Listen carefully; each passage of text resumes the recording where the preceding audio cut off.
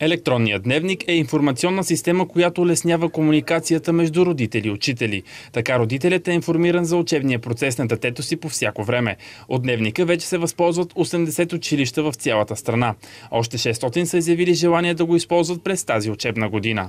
Родителите получават информация за събитията с техните деца. Това е информация за получени оценки, отсъствие, здравен статус, родителски срещи, общи училищни мероприятия и всичко останало, каквото се случва в училище. Системата е напълно безплатна за училищата.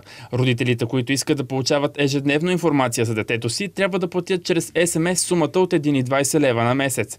Статусът на ученика се получава чрез СМС, имейл или гласово обаждане. Новите технологии са навлезли вече в училищата и трябва да направим всичко възможно да подкрепим образованието и да стимулираме въвеждането на такива технологии, които да доведат до чувствително повишаване качеството на учебния процес. Статистиката показва, че 86% от родителите желаят услугата да бъде въведена в училищата.